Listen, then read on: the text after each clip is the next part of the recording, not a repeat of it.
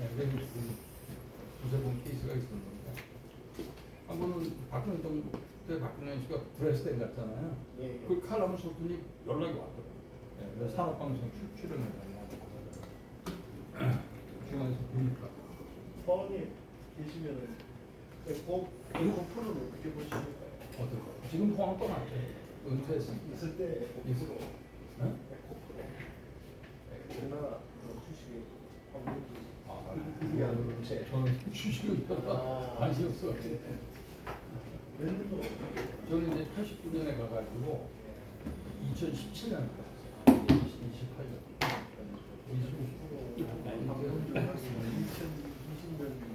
난 지금 2시에 오시기 시작하려고 그래. 떠나갔고 그래. 여기 대구는 형평에 대한 공부가 2년 있다가 아주대하고 아주대 실패를 학장 아주대 가서 5년 있다가 이제 작년에 여기 이제 이화여대 앞에 그 서울 과학종합대학원이라고 특수대학원 있어요. 거기에 가 있습니다. 그렇습니다. 아까 명함을 줬지만 이제 저기 이화여대 출입 교수 좀 하고 아직 제 가족 중에서 이제 국가 추진이 많은 사회 보신다니까 유명하신 분이라 얘기합니다. 그 아세요? 분들이 아세요? 제 가족들이 그 국가 추진이 분리하게 나오고 공대 출신 경영학 박사가 있어요. 그러니까 이제 경영학 박사에는 두 종류가 있어요. 하나는 MBA를 제대로 해가지고 그 얘기에 저는 다 알면서 경영학 박사가 하는 게 이게 원칙이에요. 근데 저는 산업공에서 바로 들어가니까 산업공에서 경영정보하고 경영과학을 했거든요. 그걸로 일리노이 대학에서 받아준 거예요. 그러니까 박사 코스 쫙 들어갔지만은 재무하고 회계를 모르지. 아니 그래도 경영학 박사는 좀 알아야지. 그러니까 경영학 박사라고 말하면 여기는 또 네네. 아니 네네. 대학원 이제 집밥 생각하는 것도 필요하십니다. 지금 우리 어시스트하고 아까 명함 드린 거에서 거기서 우리 경영학 박사들도 포스트에도 산업공학과도 있어요. 그러니까 산업공학이라는 걸 이해하면 되는데 산업공학의 반은 경영학, 반이 경영학. 생산관리라든가 이런 다 경영학. 생산관리 경영정보, 그다음에 금융. 나뿐만 아니라 경영학 박사가 여러 명 있어요. 산업공학.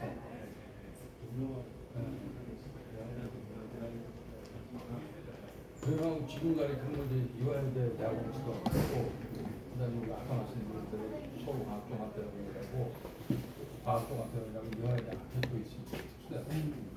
국립의 3위 종합대학원 이 인터넷 처음 나왔어요. 서울과학종합대학원 소박스가 나와서 서울과학종합대학원.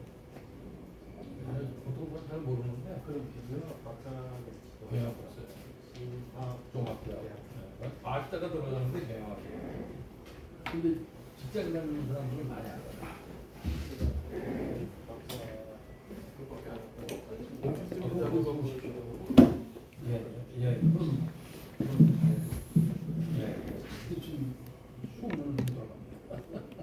시간이 되었고요. 한두 분 정도 더 오실 텐데 뭐 시작하겠습니다. 자리 관계상 국민의례는 안 하고요. 저는 정책연구원 프롤림 원장을 맡고 있는 이용정입니다. 부경대학교에서 정년퇴직하고 지금 연구소를 하고 있습니다. 그리고 제가 그 사회를 맡으신 서희호 교수님을 잠깐 소개하고 교수님한테 마이크를 넘기겠습니다.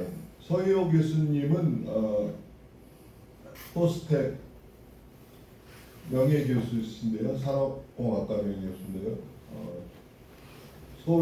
서울공대 산업공학과를 나오시고 일리노이 어바이언산페이에서 경영학 박사를 받으셨다고 해요. 그래서 포스텍으로 왔었는데 그리고 지금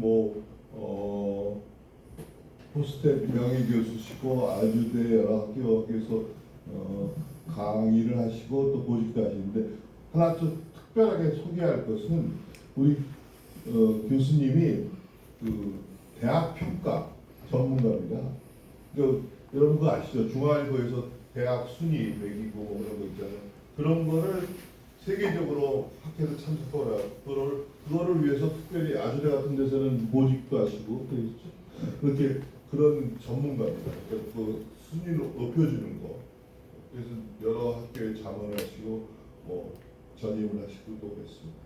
그럼 그 교수님이 주호 교수님 소개하고 시작하겠습니다. 알겠습니다. 네.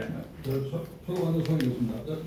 중요한 건 이제 정등상인데 서울공대에서 제가 이제 산업공학하고 에너지 자원공학으로 두개 복수 전공을 했고, 그다음에 이제 카이스트하고 스탠포드에서 석사를 산업공학을 하고, 최종 학력은 이제 유니버시티 일리노이에서 이제 경영학 박사를 했는데, 경영학이나 산업공학이나 반 정도는 비슷합니다. 그래서 이제 포항공대에서 산업경영학과가 없기 때문에 산업공학과 교수로 한 30년 재직을 하고, 그다음에 대우경력과학원 부총장, 그다음에 아주대학교 학장, 뭐 지금 이제 서울과학종합대학원이라고요. 거기 부총장이 있습니다. 이제 뭐 이화여대 초등교수이고요. 오늘의 주인공은 이제 제가 아니고 주종호 교수님인데, 주종호 교수님을 잠깐 소개하겠습니다. 오늘 우선 정책연구원 푸르림 세미나에 오신 6월 세미나에 오신 여러분 모두 환영합니다. 감사합니다. 우리 교수님이 그 정책연구원 프로그램 등기 이사하십니다. 주종호 교수님 오랫동안 국제신문 기자 및 기국장을 하셨습니다. 그다음에 부경대학교 국제지역학부 교수로도 올해 10여 년 계셨고요. 지금은 통일교육에 전념하고 계시고 북한문제 남북관계 한국에서 최고의 전문가시라고 생각합니다. 오늘 해주실 내용은 음악과 영화를 통해본 북한이라는 제목으로 해주시겠습니다. 다시 한번 정책연구원 푸르림 6월 세미나에 오신 여러분들 환영합니다. 예. 그럼 교수님 소개하겠습니다. 예. 이쪽으로 오시죠. 네.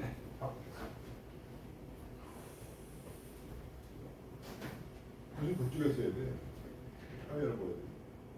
그런 문제가 있나? 형님 제가 주시면 네. 원래자리 다 손으로 봐요. 교수님 자기소개 좀 처방하시고 이쪽에 있습니다.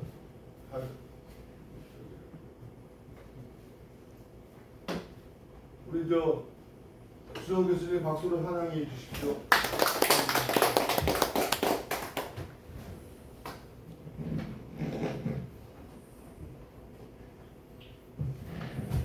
네, 방금 소개받은 주종호 교수입니다.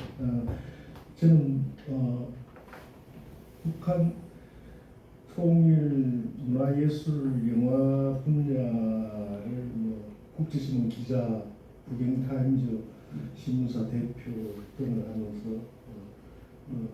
연구를 하였고 주로 부산, 울산, 경남북 지역에서 활동을 많이 했습니다. 이렇게 서울 국회에서 발표를 자료를 만들어 주신 이용정 교수님과 그리고 서희호 교수님 또 이 자리를 만들어 주신 박수영 부산 남부 국회의원에게 심심한 감사의 말씀을 드립니다.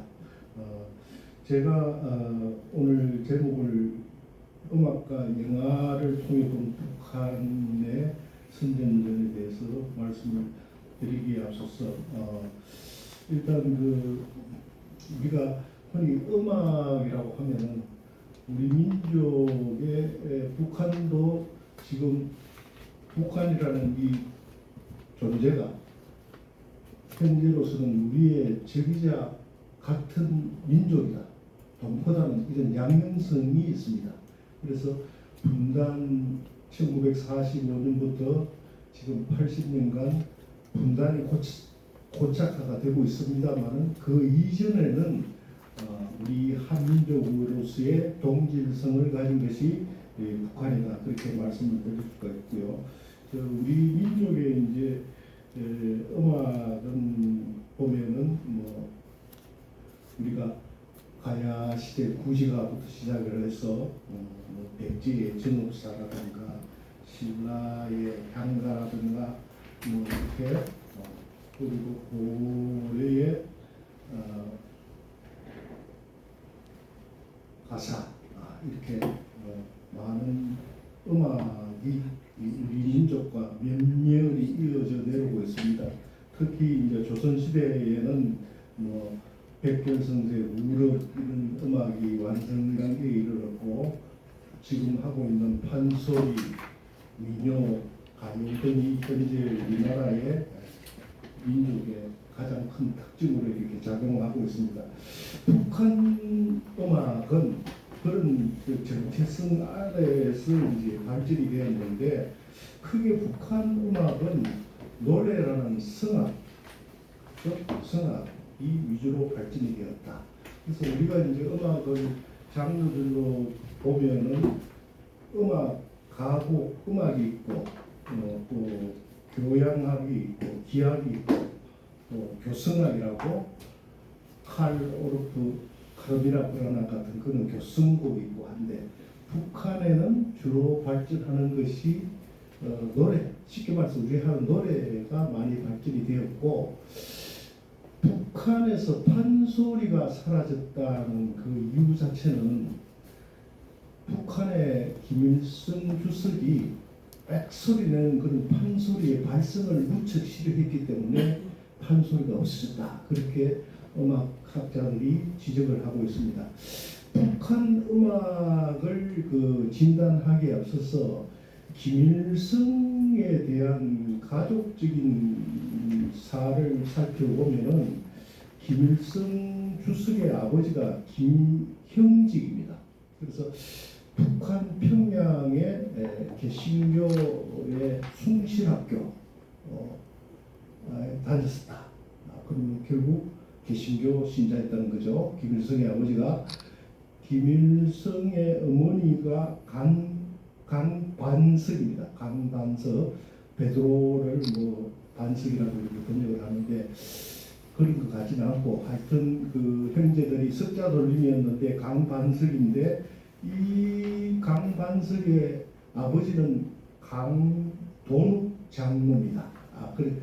그 김일성은 개신교의 기독교적 교리를 바탕으로 이렇게 음악에 대한 소양이 어릴 때부터 형성이 되었다 이렇게 알 수 있죠. 그래서 이제 저는 이 개인적인 그 김일성의 음악 성향을 가지고 김일성과의 기독교적 배경이란 그 논문을 부산의 그 고신대학교 교회사 연구소에서 발표한 적이 있기 때문에 지금 이번에 발표하는 데 많은 자료로서 활용이 되었습니다. 그래서 북한의 그 가장 먼저 나온 그 음악 정치라는 말이 지금 나오는데 음악 정치란 나오는데 음악 정치라는 게 북한에서 음악 정치라는 게 이 발제자가 임의로 붙인 말이 아니고 북한 정부에서 2000년도에 인민무력성 집회에서 인민군 총정치국장 조명록이 붙인 정식 명칭입니다. 그 당시에 2000년대 북한은 1990년도에 고난의 행군일 때 북한 사람들이 많이 굶어죽었기 때문에 그 북한 인민들의 사기를 북돋우고 또 침체되고 한 그 사회 분위기를 북돋우기 위해서 음악 정치라는 그런 말이 생겨났죠. 그래서 이제 음악 정치라는 이 말의 뜻에 따라서 북한에서의 음악은 예술이 아니고 하나의 사상 프로파간다라는 무기고 투쟁의 수단으로 사용이 되고 있습니다. 동양에서 전통적으로 음악 악자를 보면은 한자로 보면요, 그 초가 들어가죠. 그래서 그게 약자하고 비슷합니다. 악자가 약자가. 그래서 동양에서는 음악의 기원이 치유와 능력이 되고 있다. 그렇죠? 그래 또 서양도 보면은 그 플라톤이 BC 그 오래전에 벌써 뭐 플라톤이 그 음악과 리듬은 인간의 영혼에 깊숙이 파고든다 이렇게 간파를 했고 이 천년쯤에 그레고리안 성가를 작곡한 이탈리아 신부가 처음 도레미파솔라시도를 도입을 했는데 이게 도레미파솔라시도 이게 모두 도미솔 부르면은 하나님의 음성이다 이런 뜻이 되는 거예요. 그러니까 동양이나 서양이나 음악의 기원은 어떤 정신적인 치유나 사랑, 평화 이런 것을 상징하고 있었다는 것을 알 수가 있죠. 그래서 북한에서 음악은 이제 투쟁의 수단으로 사용이 되었고 대중교양의 수단으로 사용이 되고 주로 가사를 통해서 이렇게 의사 전달을 하는데 김일성의 그 개신교 기독교의 찬송가 형식이 북한 노래에 상당히 많이 유사한 점이 있다 이렇게 볼 수가 있겠습니다. 그래서 이제 북한 음악 전체의 대표적인 발걸음이란 이 노래 자체가 김정은이 9세 때 등장을 합니다. 이 노래가 나오면서 북한의 모든 인민들이 농장에서 쉬는 시간에 배우고 또 조선인민군 공군 합창단에서도 연주하고 각종 스포츠 대회, 수중발레, 북한의 태양절은 김일성 생일 태양 4월 15일이죠. 김정일 생일은 광명성이라고 그래요. 광명성절.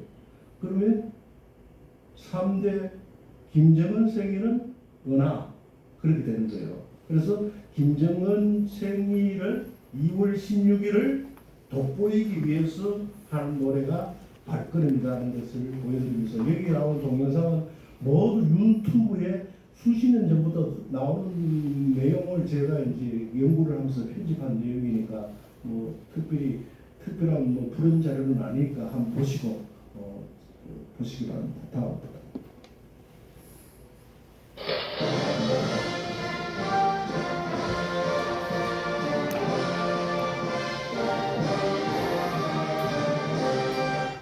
그 농장에서 직체 북한말로 총화죠.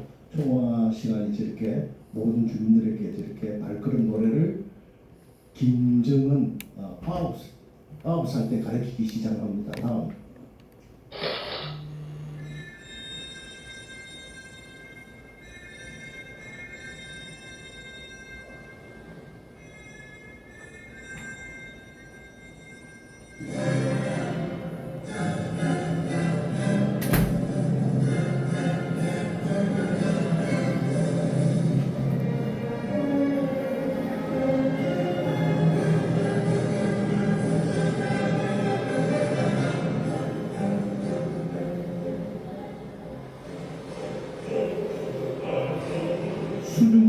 수중발레에 사용을 많이 하고 북한의 태양절 군사 프레이드 때도 이 노래가 공간적으로 사용이 되고 있습니다.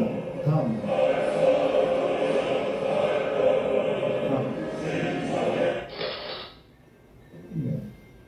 이제 가사 내용이 잘 보시기 바랍니다. 우리 김대장 김정은을 나타냅니다. 2월의 전일은 2월 16일 김정은 생일을 얘기하는 거죠.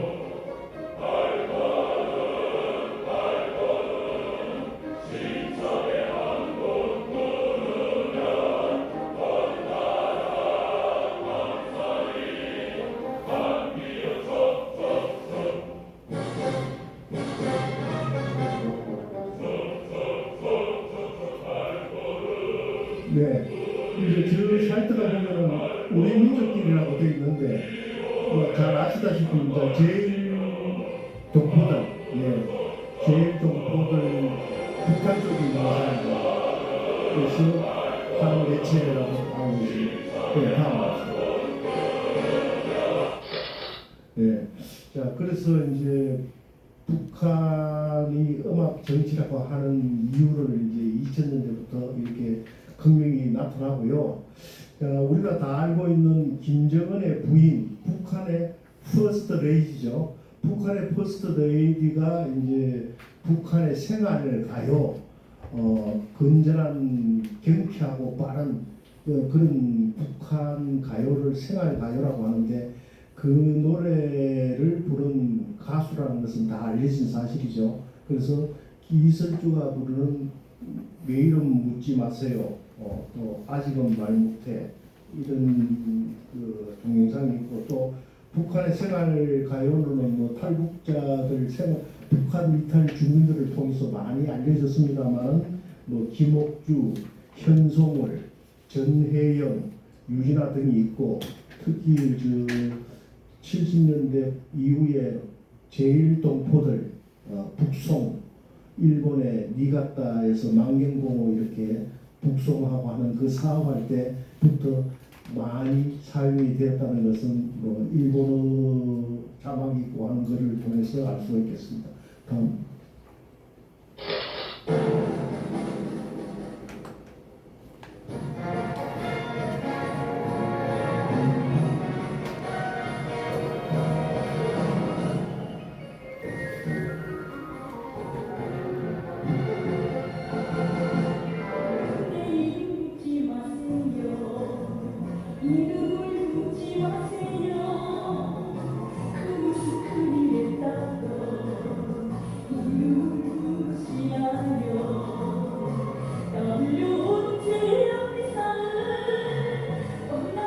네, 미설주 북한의 퍼스트 레이디 현지 가수일 때 모습입니다. 그 다음 보겠습니다.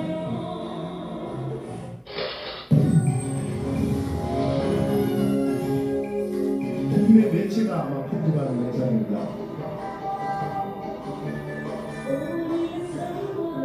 미설주의 외모가 앞에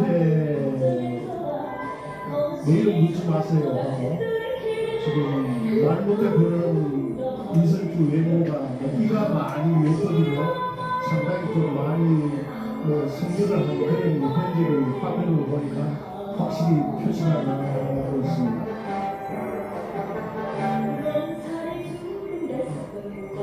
네, 다음 하겠습니다.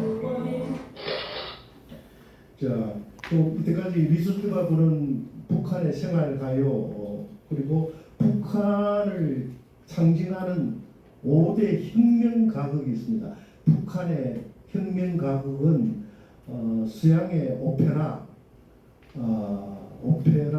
뭐 교승곡 이런 것처럼 특이한 양식인데 북한이 내세우는 게 5대 혁명 가극이라고 있습니다. 그 5대 혁명 가극이 전부 이제 사회주의 프롤레타리아 혁명 선전하는 그런 내용입니다. 그래서 피바다, 꽃 파는 처녀, 1972년작 영화로도 만들어지고 밀리마 이야기하라, 당에 잠든 딸, 금강산의 노래, 1973년 김일성 60일의 생일 기념으로 제작된 이 노래인데 여기에 보면 북한의 국화, 북한의 나라꽃, 목련화, 목련화 창가도 나오고 이렇게 북한이 자라나는 겁니다. 한때 뭐 1990년대까지만 해도 이런 것은 뭐 푸른 유인물이다 이렇게 해서 국회 도서관이나 통일부 도서관에 가야 이렇게 열람이 가능했습니다만 지금은 뭐 유튜브에 아무나 이렇게 다 열람이 가능한 그런 내용이 되었습니다. 북한의 대표적인 이제 생활 가요로는 도시 처녀시 가요. 이 북한도 농촌 기피하는 문화가 1970년대 상당히 심했습니다. 그래서 도시처녀 시집와요.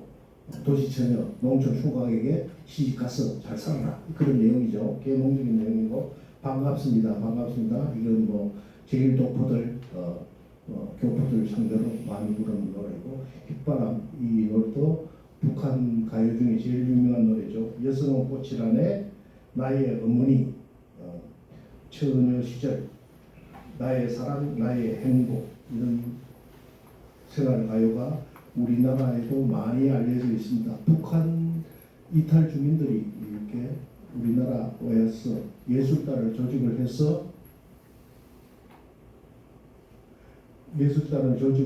많이 공연을 하기 때문에 우리도 뭐 이런 노래를 많이 하고 있고 저도 그 음악을 합창단 지휘를 한 10여 년 이래 하면서 교회나 합창단 지휘를 하면서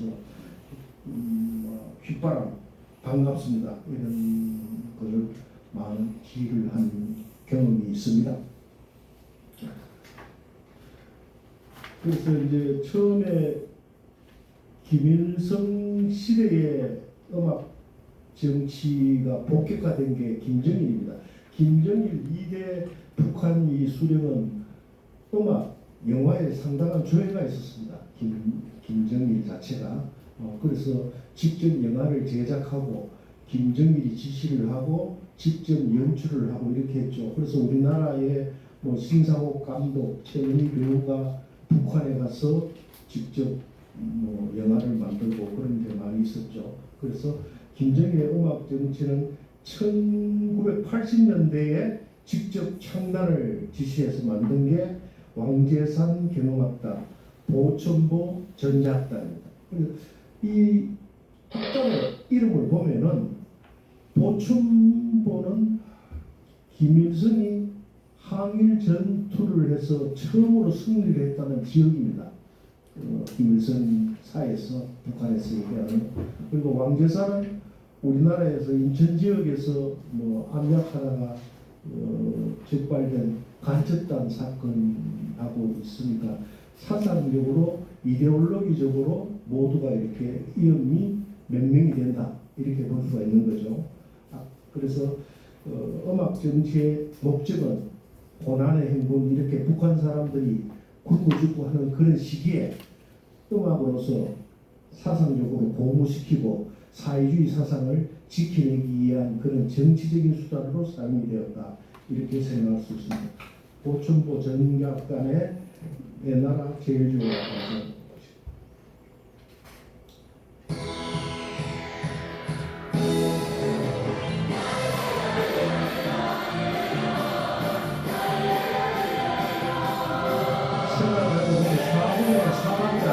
빠른 비트가 터집니다. 내용을 보니까 북한의 망명보호가 일본 니가타 망명보호 제일 높은 부산으로 데려갈 때 사용했던 그런 노래 같습니다.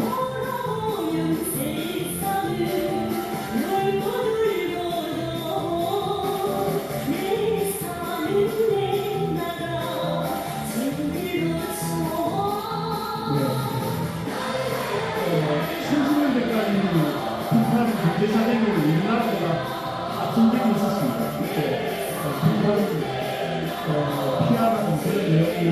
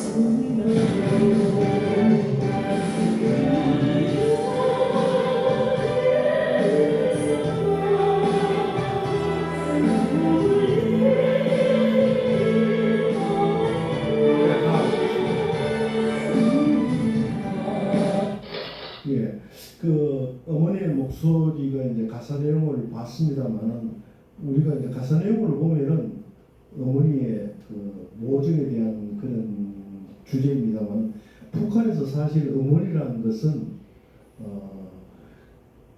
노동당을 지칭을 하는 겁니다. 북한에서는 그 어버이는 수령이고 어머니는 노동당을 가리키는 것이다. 그래서 유진아가 어머니의 목소리를 얘기하는 것은 복합적인 내용으로는 당에 대한 충성을 호소하는 그런 내용이다. 그렇게 해석할 수 있습니다. 김정일 시대의 음악에 대해서 살펴봤고, 김정은 북한의 이제 3대 김정은 1984년생이죠. 1983 2월 16일이니까 우리 나이로 40세인데 김정은이 그 2012년도에 이제 집권하면서 제일 먼저 북한에도 헌법이 있으니까 북한 헌법을 고치면서 헌법 전문을 아예 바꿉니다. 뭐라고 바꾸느냐면 조선민주주의인민공화국은 핵보유국이다. 핵보유국이다. 그러니까 북한이 핵을 마지막 시험한 지가 2006년도 6차 핵실험했죠. 그때 성능이 50킬로톤이다. 지하의 지진이 5.8 규모였다. 그랬죠. 50킬로톤의 핵폭탄의 성능이 히로시마 1945년 8월 6일 투하한 핵폭탄이 얼마냐? 15킬로톤입니다. 그러면은 지금 2006년도 북한 6차 핵실험했을 때 50킬로톤, 그런데 지금 북한이 50에서 80개 정도의 핵미사일을 보유를 하고 있다고 미국이 이제 인정을 해줍니다. 미국 트럼프 정부가 핵 보유국으로 인정을 해주지 않지만 핵을 가지고 있다는 것은 아무도 지금 부인을 하지 않습니다. 그래서 그 성능의 핵의 성능에 대한 것은 지금은 아마 14년이 지났으니까 그보다 도 성능이 훨씬 커지지 않을까 그렇게 생각을 하고요. 그리고 북한이 왜 14년이 지나도록 아직까지 7차 핵실험을 하지 않을까? 여기에 대해서 생각해 보신 적이 있으십니까? 네, 일단은 주제 밖이라서 나중에 말씀드리기로 하고, 김정은의 모란봉 악단이죠. 모란봉은 다 아시겠지만은 대동강 얼밀대, 그렇죠? 얼밀대 모란봉이죠. 그래서 우리나라의 3대 정각이, 그렇죠? 진주, 촉성루, 농계, 준농계, 외장간고, 그 다음에 대동강 얼밀대, 그 다음에 밀양, 영남로라고. 이건 조선시대 선비들이 한강에 있다가 지방에 부임을 하고 난 뒤에 제일 시와 노래와 가무와 기생문화가 제일 기억에 남아서 정해진 거거든요. 그래서 그 북한에도 노래, 가무 문화가 조선시대부터 많이 내려왔다는 것을 알 수가 있습니다. 모란봉 악단. 그래서 모란봉 악단은 김정은 시대에 처음으로 악단이 김정은의 지시로 선택이 되었습니다. 그 다음 보겠습니다. 여러분 반갑습니다.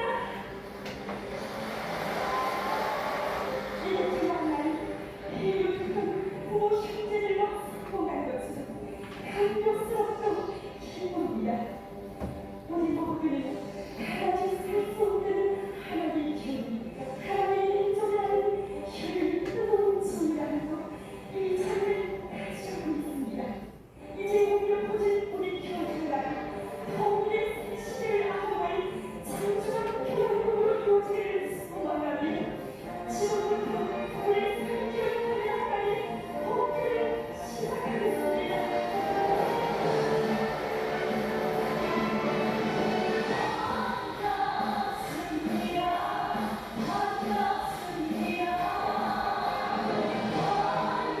네. 다음.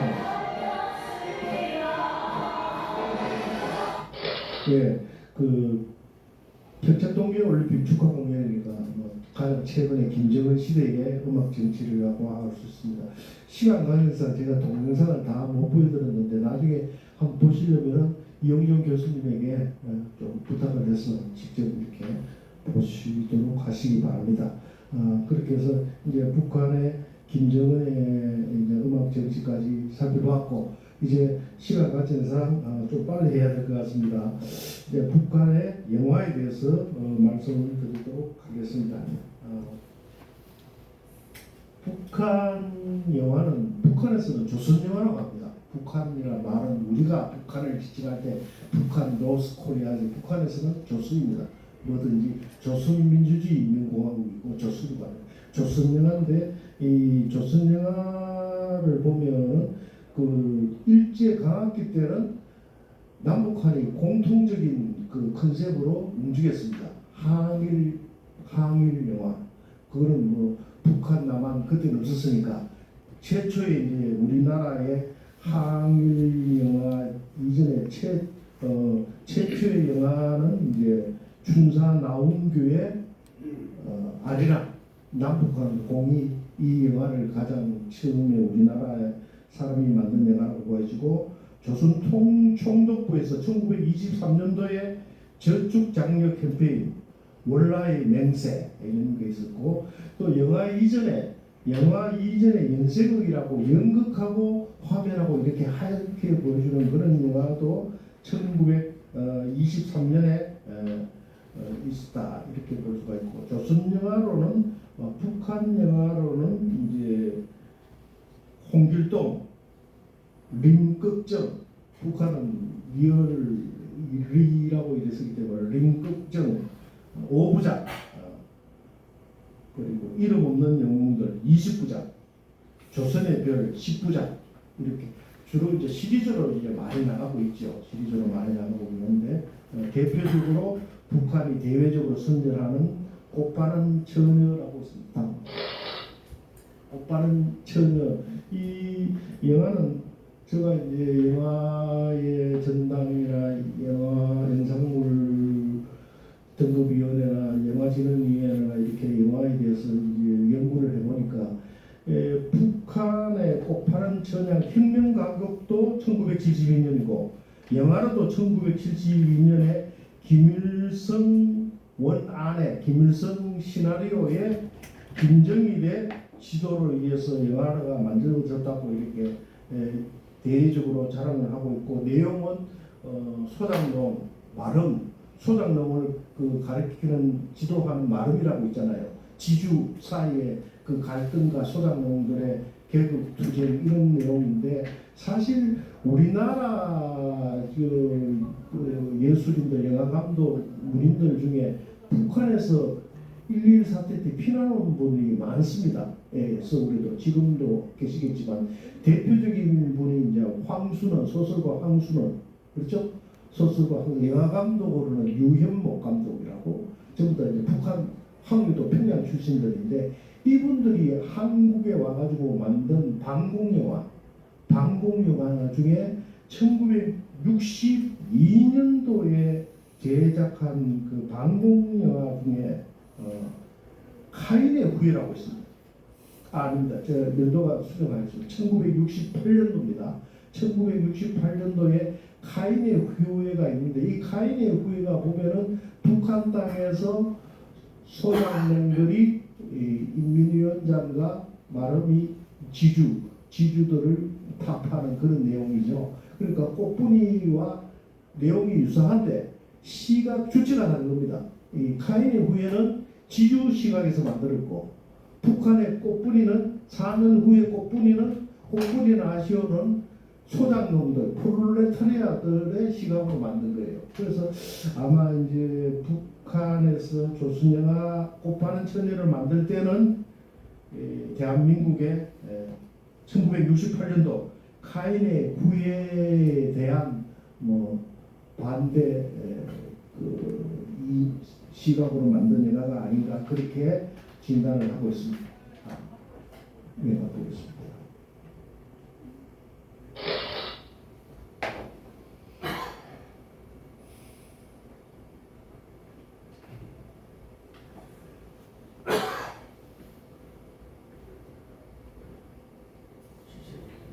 네. 하이리뷰보다 4년 뒤입니다.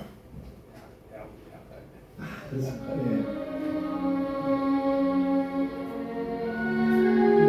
평면가는 곡하는 처녀를 만들고 그것을 또 영화로도 만들고 노래도 하고 이렇게 북한의 가장 인기 있는 레파토리다 이렇게 보시면 되겠습니다.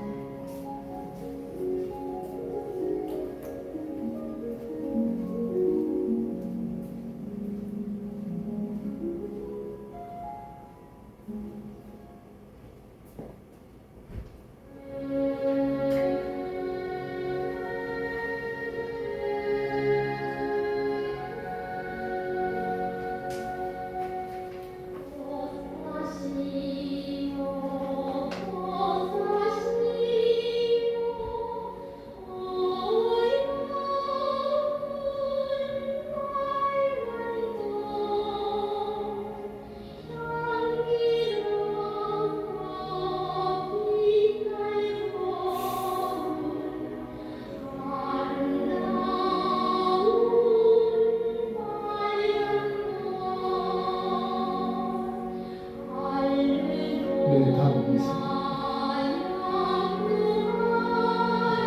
예, 그래, 시간에.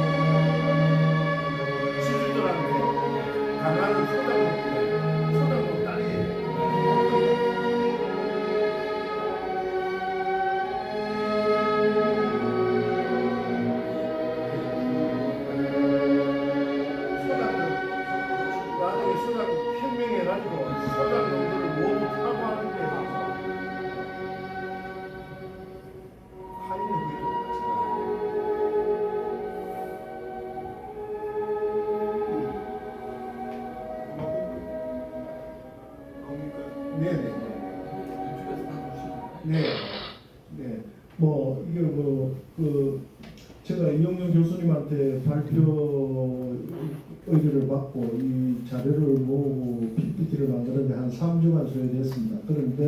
그런데 자료가 어디 있는지를 몰랐을 뿐이지 유튜브에 100%다 있는 내용이기 때문에 여러분들은 뭐 이렇게 메모만 하시가지고 유튜브에 찾아보시면은 전편을 다 감상하실 수 있습니다.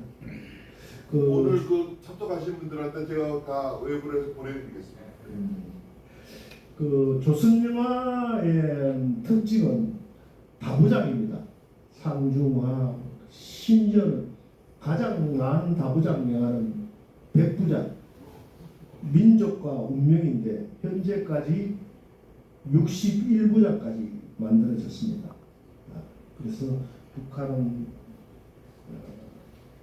그래서 내용은 보면은 모두 이데올로기, 프로파간다, 정치적인 예를 들어서 제14부, 15부, 16부 윤상민 편은 월북 작곡가 윤희상에 대한 얘기입니다. 노동계급, 민족과 운명 그렇게 시리즈가 지금 61부까지 되어 있다. 2003년도에 중단이 되었네요. 2000 김정은 시대에 김정은이 영화의 창작에 대한 열의가 높아서 영화 최원옥, 신상옥 감독 북한에 데려가서 춘향이 또 만들고 있는데 그 이후에는 경제적인 사정으로 아마 이제 중단이 되었습니다. 그 중단이 되다가 그 다음에 다음 보겠습니다.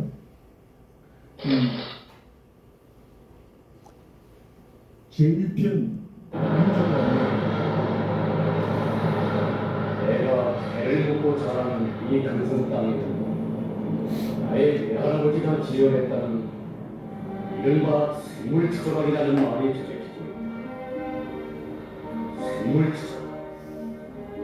그 어떤 형태의 파설이라도 일단 전기로에 들어가는 하나의 굵은 생물이 되는 것과 마찬가지고 민족의 그 어떤 성은도 용기들의 품속에 들면 그런 모양 외에는 달리 될 수 없다는 것이 노인의 소위 인생 철학인 것이다. 내가 평생을 생물과 더불어 늙어온 나의 할아버지와 다른 운명의 나의 아버지 그리고 생물의 역사에 대해 장편 소설을 쓰려고 결심하였으니 어느 한 기회에 든 한 여인의 놀랍고도 기이한 운명에서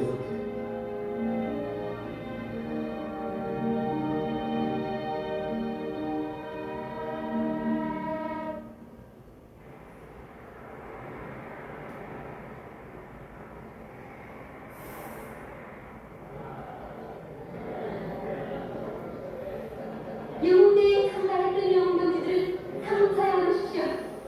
자, 나도 가. 할아버지 먼저 사세요. 네, 고맙다. 우리 아버님이 돌아가셨어.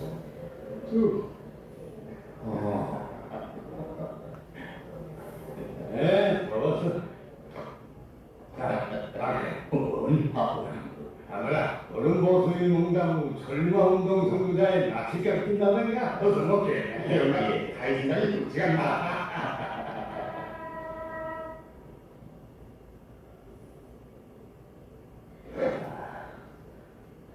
아버님,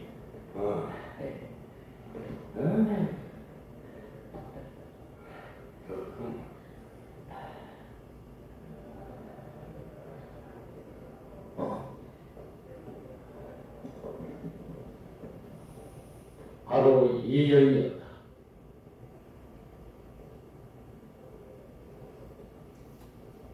이 여성의 운명을 두고 어째서 우리 강태관 일가에서는 극비로 붙이는지 아직 나는 모르고 있었다.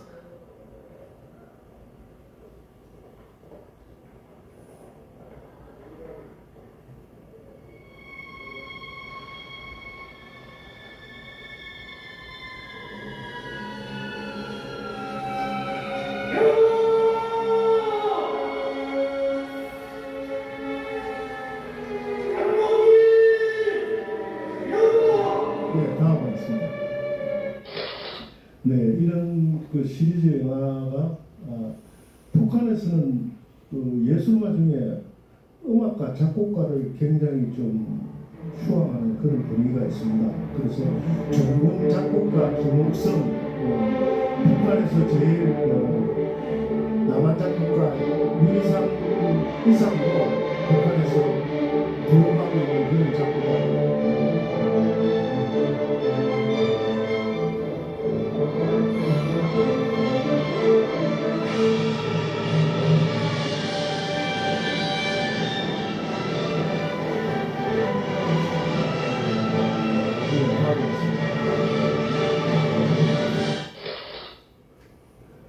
이제 들꽃소녀는 북한 전투기 비행장의 여군들의 혁명 투쟁을 그리는 그런 영화 주제가 되어 있습니다.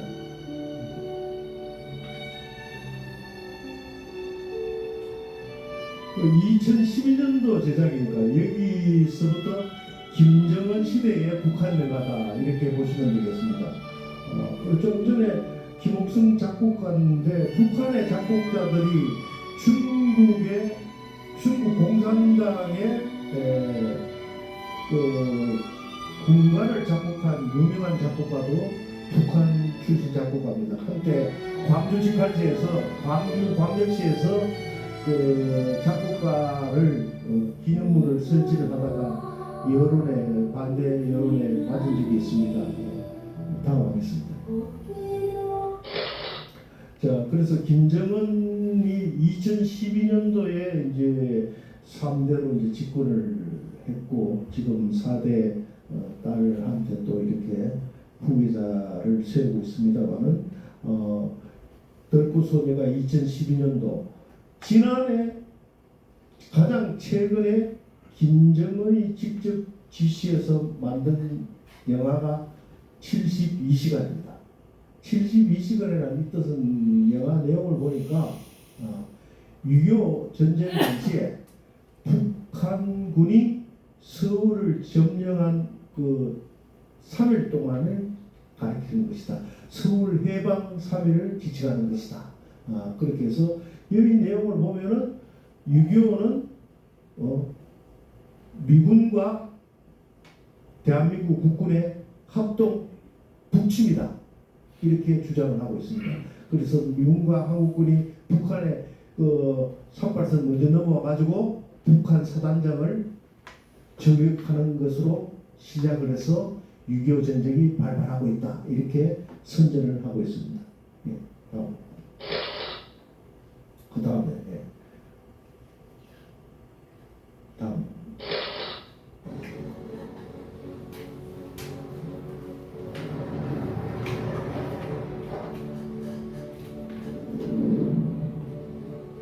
조선 예술영화 촬영소에서는 예술영화 72시간을 시대의 번복의 작품으로 새로 생각하여 세상에 내놓았습니다. 영화는 조국해방 전쟁이 활발한 때로부터 3일간에 있은 실제한 역사적 사실에 기초하여 세계 전쟁 사상 가장 기록적이며 회의적인 서울해방의 기적이 어떻게 이루어졌는가를 비전은 폼 속에 보여주고 있습니다.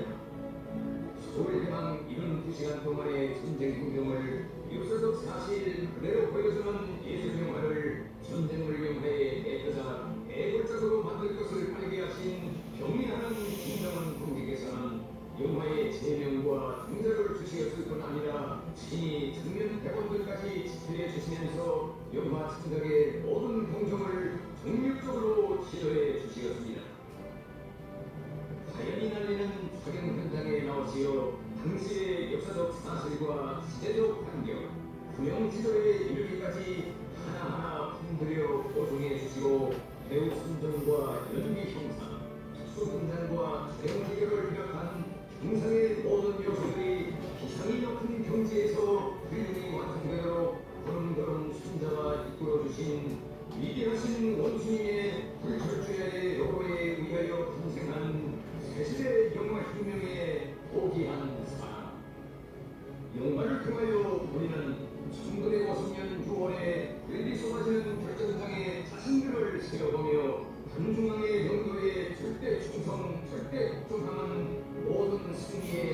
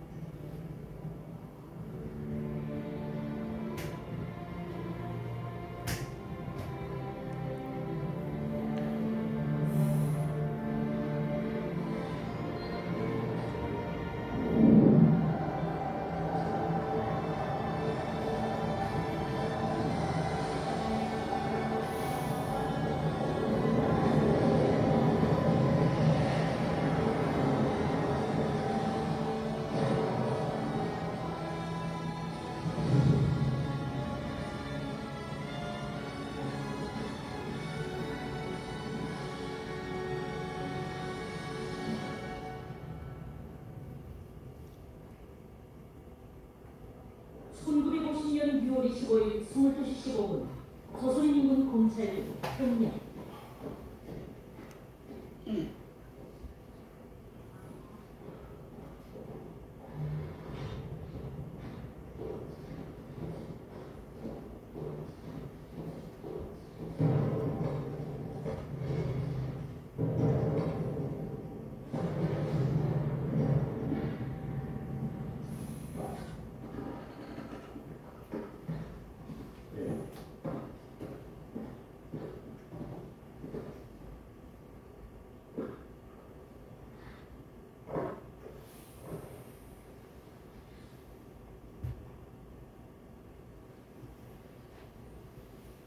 이천서 공화국 전수법에는 전투저지가 지휘를 잘못하여 연합부대 이상의 전투행동에 지장을 주었을 때 국형에 처한다고 규정되어 있어. 자기가 지은 죄가 얼마나 엄중한지 알고 있는가?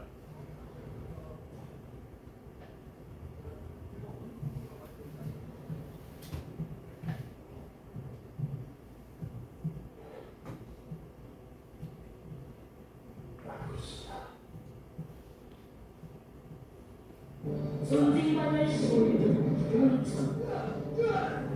이름이 뭐라 합니까? 왕복입니다. 왕복이? 예, 한번 나타나요.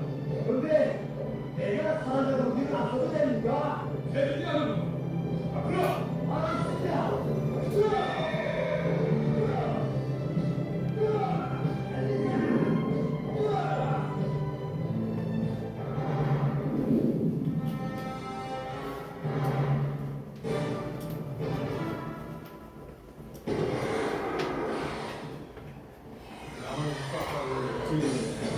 남에서 먼저 싸움다.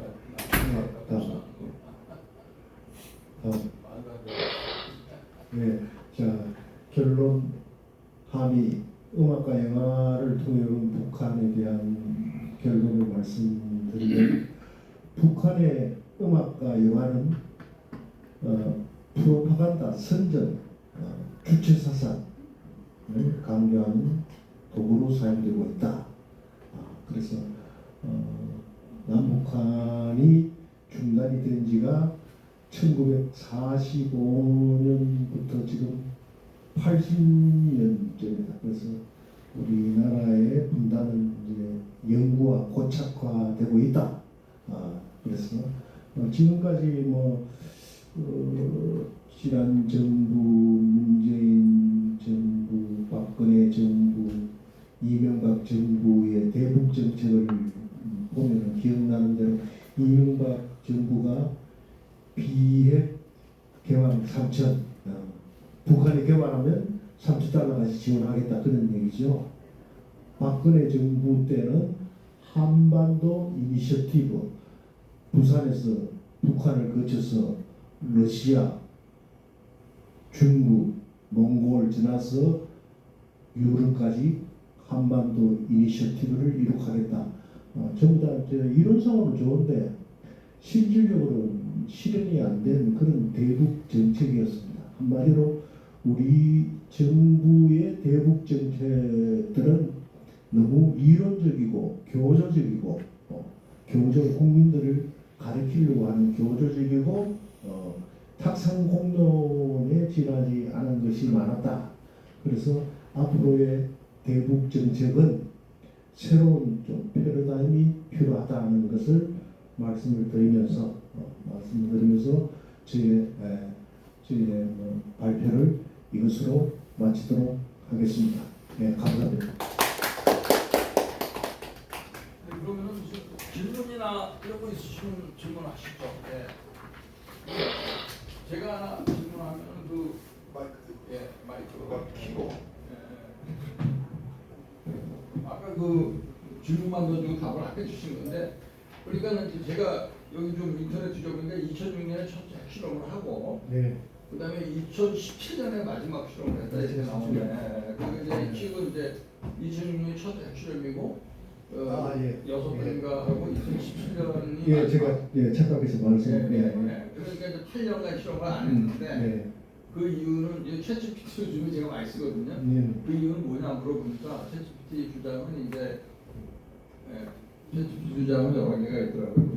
이제 서너 가지가 복합적인데 막 교수님은 이제 또 정확한 답을 가지고 계실 텐데 최측근 주장은 이제 이미 완성이 돼가지고 더 이상 실험할 필요가 없다. 왜냐하면 실험 자체가 위험하니까. 그다음 두 번째는 그 지렛대를 쓰려고 예를 들면 국제하고 협상할 적에 미국이나 이런 거 협상할 때 까불면 실험한다. 뭐 그런 식으로 이제 그 무기로 쓰려고 한다. 뭐 그렇게 한 서너 가지 이유로 됐네요. 그런데 교수님이 확실한 정답은 뭡니까?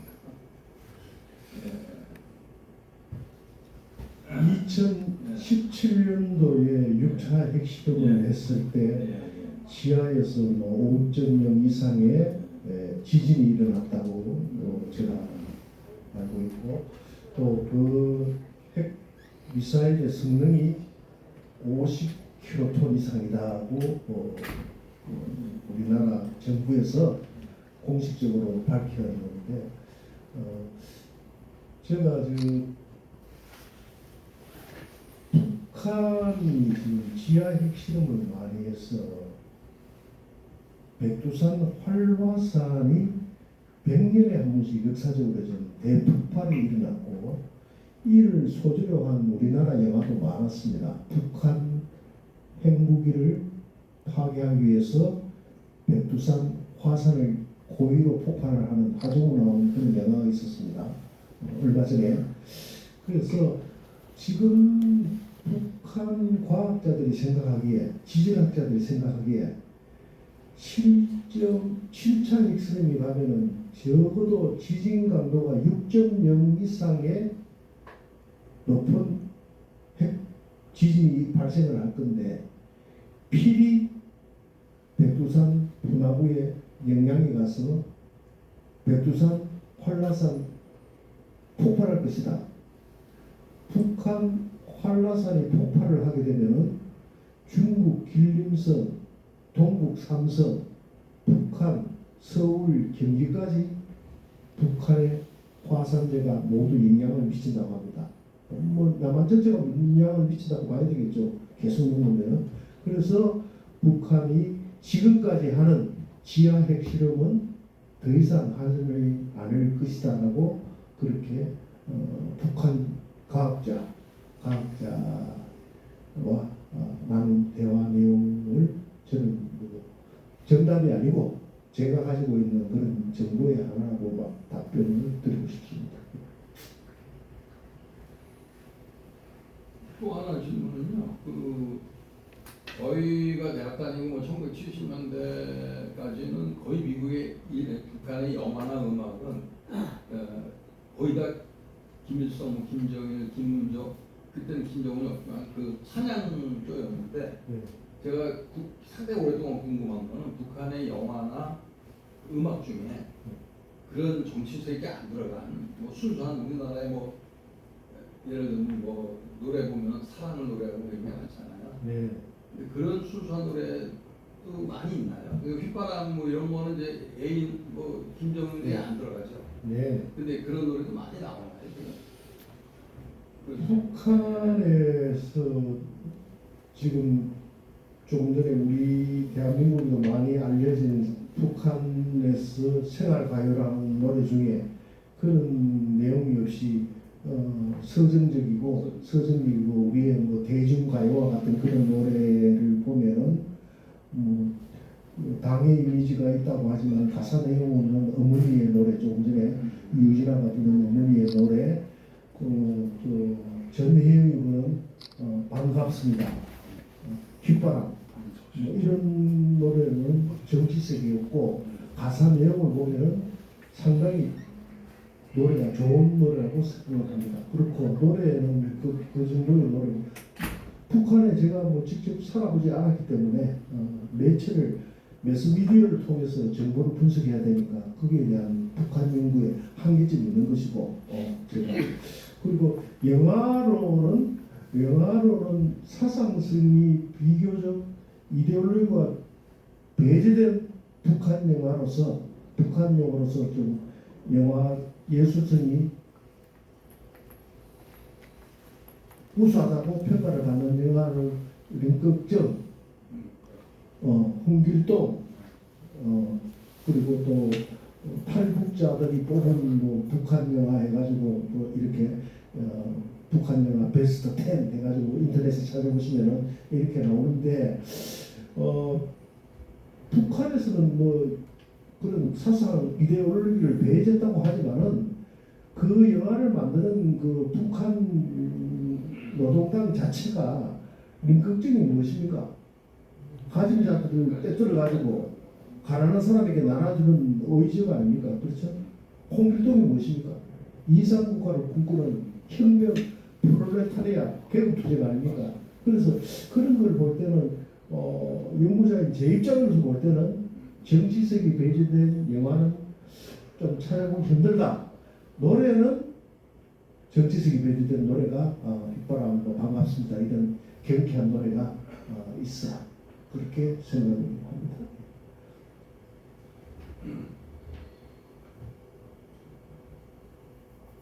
아까 원자력에 관련돼서 네. 잠시 말씀하신 본 시장은 조금 차이가 있을 거라 생각을 네. 하지만 네. 요즘에 유튜브에서 보면은 북한에서 핵폐수를 예성강으로 보내서 네. 그 강물이 우리나라의 김포반도라든지 강화도 이쪽에 방사능 오염이 됐다. 그거를 검출해 보니까 어느 정도 방사능이 자연상도 훨씬 높아졌다는 얘기거든요. 그렇다면 그거는 그쪽에서 우리 쪽에 보기에는 우라늄 방사를 개발을 해서 우라늄을 추출하고 폐수를 처리하지 않고 그냥 흘러보낸 거 아닌가 하는 생각이 들거든요. 그럼 우리나라까지 와서 김포나 강화도 이렇게 방사능 오염이 되기 시작했다면 북한의 그 강물이 지나가는 경로, 뭐 100km, 200km 되겠죠. 거기는 훨씬 더 심하지 않겠느냐. 사람이 살 수 없는 정도가 되지 않느냐는 우려가 돼가지고 그에 대한 정보나 이런 게 있으신가 해가지고요. 신뢰 수강하고 뭐 소속 알려주시죠. 네, 저는 자유민주 시민연대라고 하는 시민단체 소속이고요. 이름은 백자춘자 선배님. 입니다. 마이크 피고 마이크요. 제가 여쭤보면은 혹시 핵과학자이신가 싶어서 아이고, 제가 완전히 뭐 보사 앞에서 아니요, 그런 건 그런 아니죠. 소리를 하면 안 정보 되잖아요. 분야 넘어가죠. 그래서 저는 뭐 아시다시피 뭐 언론, 문화예술, 뭐 영화 이런 쪽에 오랫동안 연구를 하고 활동을 했기 때문에 핵과학자는 아닙니다. 제가 이제 스크린하고 연구해본 북한 핵에 대한 것은 첫째 북한이라는 나라는 NPT를 탈퇴를 했어요. 그렇죠. NPT 그러니까 국제 NPT 핵 조약을 준수하지 않아요.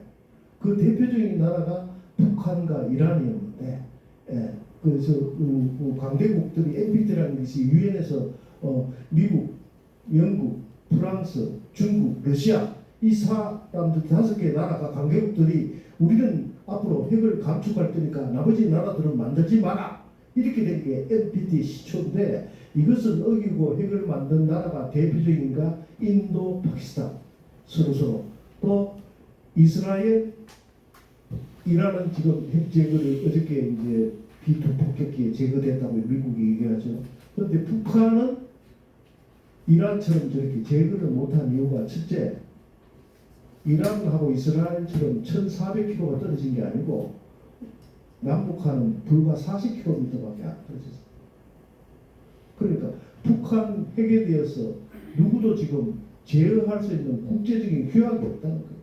그래서 지금 방금 말씀하신 그게 너무나 심각한데 심지어는 2011년 일본 후쿠오카 핵 발전소 쓰나미 해가지고 그 일본에서 쓰나미 발전소가 파괴가 되어서 1000km가 떨어진 일본 동해에서 떨어져서 그 해류가 돌고 돌아가지고 일본 해류는 우리나라에 오지도 않는데 만일에 우리나라에 왔다고 생각을 해서 부산 앞바다가 오르면 그 해류가 오는 게 6개월 이상 걸린다고 해요.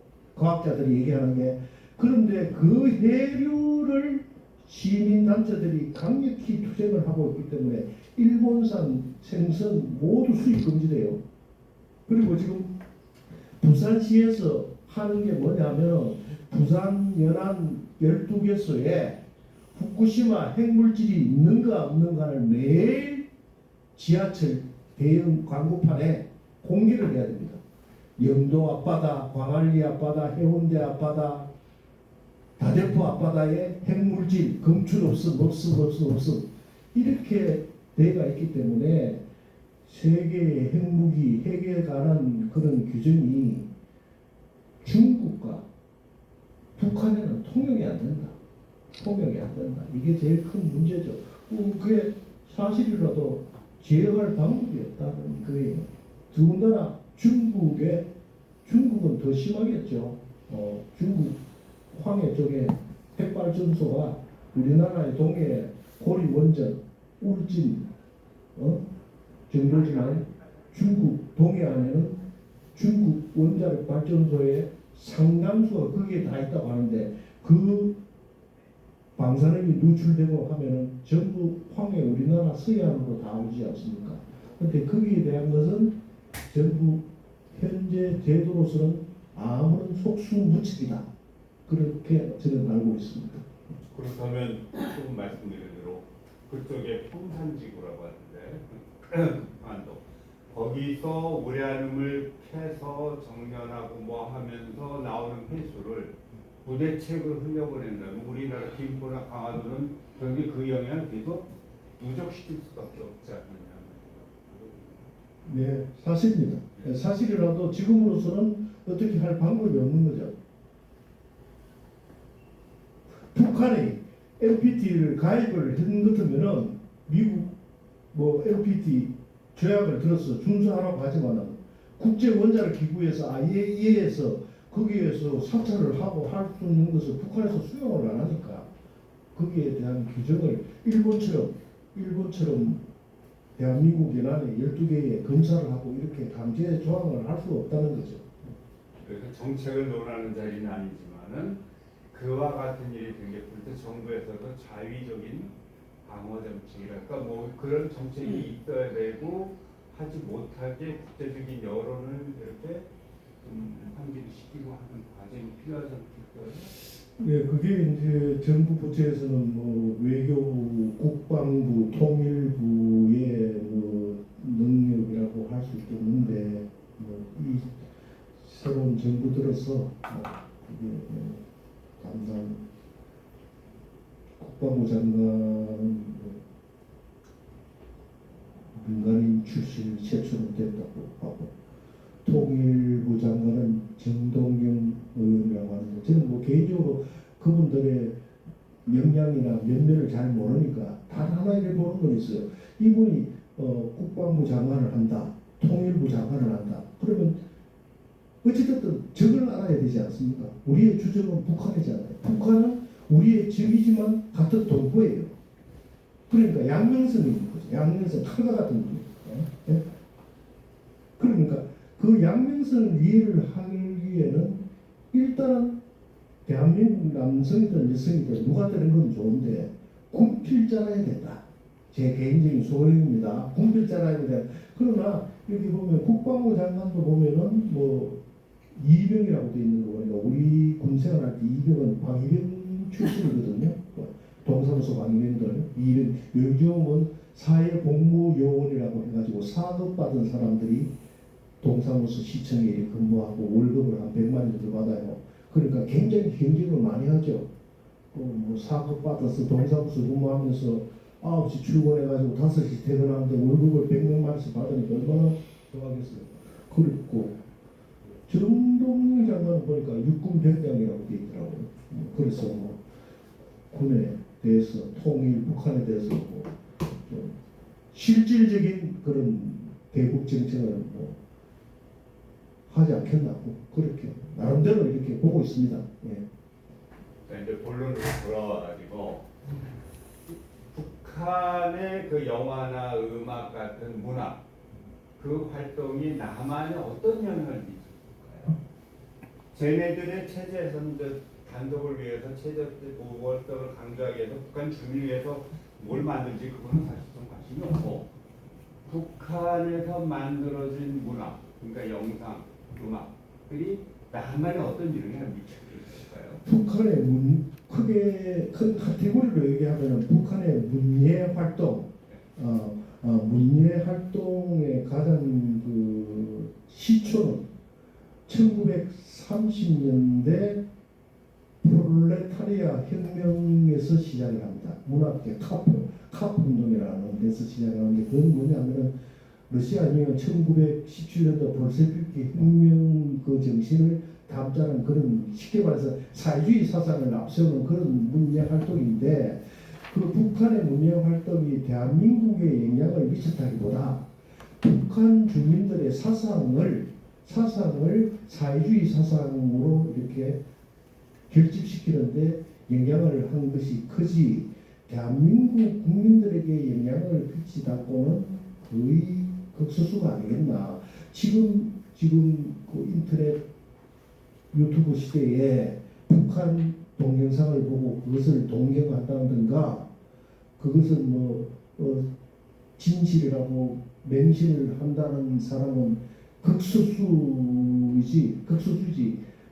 대한민국의 정상적인 젊은이들, 2030 세대들, 아무도 그게 동요하리라 또는 생각을 하지 않기 때문에 정부도 2000년 이후에는 북한 유인물에 대해서 북한 신문 이런 게 대해서 불온 유인물이라고 규정 안 해요.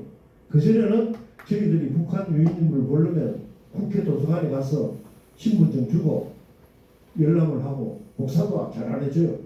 통일교육원에 가서 1박 2일 숙박하면서 도서관에 가서 북한 노래 전집 찾아보고 북한 노래 전집이 한 40페이지가 넘습니다. 책이 북한 노래 이런 책을 보고 북한 노래가 어떤 형식으로 하는지 무슨 단조인지 가사가 어떤지 이렇게 연구를 했지 요즘처럼 유튜브에 모두 있는 그런 시대는 아니었습니다. 예. 제가 알기로는 선배님 질문에 답변을 좀 보태면 저도 이제 94년에 귀국해갖고 국제정치를 전공했기 때문에 이제 통일부, 민주평통, 통일교육을 많이 받았습니다. 그래서 이제 북한 영화를 통일부 통일교육원 같은 데 가서 영화를 보는데 지루해서 못 봐요. 지루해서 보다 그냥 두세 편씩 보여주는데 중간에 나와서 했다. 그래서 이게 진짜 교조주의적이고 이런 재미없는 영화이기 때문에 그게 나만의 영향을 그렇게 주지 못했을 거라고 생각하고 또 노래도 이게 또 교조주의적이고 주체사상 그런 김일성 3대 세습 정권을 찬양한 거기 때문에 대부분 우리가 일반 사람들은 접할 기회가 없었고 저 같은 교육을 위해서 접한 사람들도 도움이 전혀 안 됐다고 보고 반갑습니다. 그런 노래는 그냥 즐겁구나 그런 내용이 없겠구나 그런 것이라고 생각하고 한 가지는 거꾸로 이게 이제 말씀하신 것이 그런 노래들이 한국의 심리전에 어떻게 영향을 줬는데 거의 없다고 보고요. 거꾸로 우리의 한류 드라마 이런 것이 저쪽에 미치는 것에 비해서는 거의 미미하다 생각합니다. 그럼 문화예술 전쟁에서는 우리가 압승한 거네요. 그렇죠. 반면에 북한의 젊은이들은 2030 젊은이들은 남한의 한류 콘텐츠를 보다가 처형당하고 있는 게 지금의 현실이지만 우리나라는 북한 영화, 노래 젊은이들한테 보라고 주면 아마 3초 만에 채널 돌릴 겁니다. 저같이 연구 학술적인 목적으로 보기 싫으면 억지로 와서 그렇지 젊은이들은 아무도 안 봅니다. 그게 현실입니다. 보니까 물론 70년대, 80년대라고 하지만 화면 구성이나 이런 것들이 너무 부담감이라는 거니까. 그러니까 북한 전체주의, 북한 전체주의 획일주의잖아요. 당 수령, 주체사상. 우리처럼 자유분방하고 자유자재로 자기 사상과 생각을 토론하고 하는 문화가 없잖아요. 북한. 자유가 네, 그렇죠. 자유가 없는 거죠.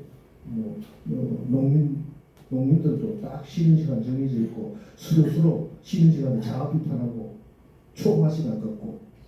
북한은 우리는 의석주라고 하지만 북한 사람들은 탈북자들 다 식의주라고 해요. 식의주. 그러니까 우리하고 분단 80년 동안에 뭐 언어가 한국말을 같이 생각하는 느낌이지 생각이나 사상이나 행동은 벌써 다른 민족이 되었다. 그렇게 보시면 될 것 같습니다. 그래서 네, 제가 잠깐만 말씀드리고 그래서 처형당했다는 것도 이제 그걸 반 사람들이 대부분 처형당한 게 아니고 그야말로 재수 없이 당한 것이죠. 북한에서 온다는 얘기도. 그래서 강철한 기자 같은 사람이 보내는 USB를 보내는 거 그런 것이 큰 그 우리가 대북 심리전에서 도움이 크게 된다고. 그럼 사회 보시죠. 이용정 교수님 잠깐 사회를 보시고 여기다가 예, 맞아. 예. 저도 자유민주 시민연대 이제 활동하고 있는 사람인데요. 저도 아까 이용정 교수님 말씀하신 대로 제 15기 때 민주평통 중앙 여성단장을 했습니다. 그래서 평통에 관련되고 북한의 자료들을 많이 볼 수 있고 통일부 필리핀도 많이 다뤄보고 있습니다. 근데 오늘 이렇게 오늘 이렇게 영화를 조금 구체적으로 본 경험은 사실 많은 사람들이 없으리라고 봅니다. 다 여러분들이 말씀하셨듯이 너무나 낙후되어 있는 또 지금 현 세대에 맞지 않는 그런 영화 내용과 영화들이기 때문에 자기네 체제 보존을 위한 어떤 북한 내 심리전을 이용한 것이지 그것이 어떤 지금 세계적인 문화에 영향을 미친다고는 저는 생각하지 않습니다. 다만 지금 우리나라 내부의 현황을 봤을 때 그동안 문화, 예술, 영화까지 정말 좌파들의 전유물이 되고 말았습니다.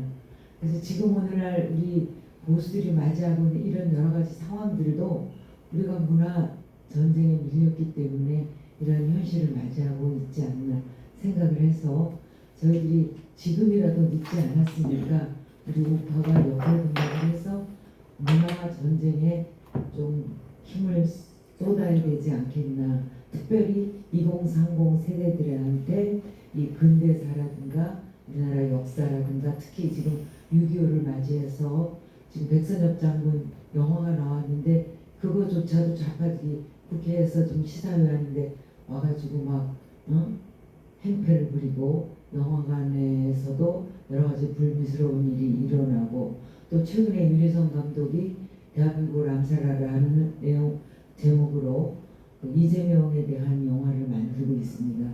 근데 그거를 15분짜리 그 제작 발표를 하는데 그걸 이미 벌써 영화관에서 못 틀게 합니다. 그래서 이런 우리 국내 내부도 한 번은 좀 토론할 수 있는 기회를 갖는 게 좋지 않나 하는 생각에서 코멘트 드렸습니다. 예. 이상입니다.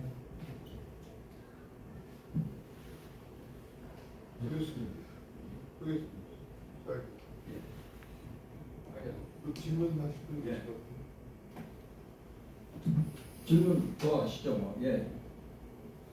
질문 더 있으십니까? 예. 예. 말씀하세요. 말씀하십시오. 예.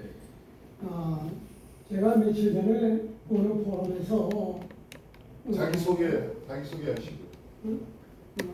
자기소개 먼저 하죠.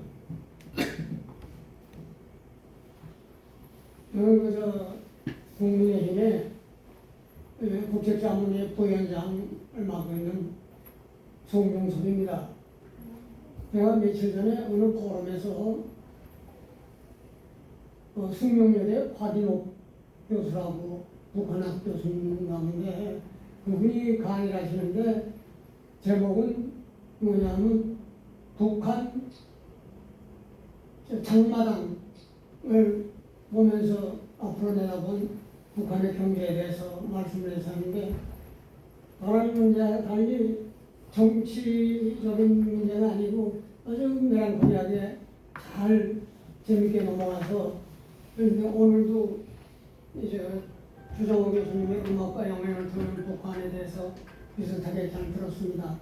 그래서 제가 생각하는 게 주정호 교수님을 내가 영정 교수님하고 상의해서 두 군데 포럼이거든요. 두 군데 하나는 자유헌정 포럼이라고 있고 하나는 이제 정대철 대표가 있는 그 포럼이 있는데 거기 상의해서 한 군데 초대하고 싶습니다. 내가 만나요. 그 얘기 간단하게 했습니다. 예, 감사합니다. 예. 저는 뭐 자익우익을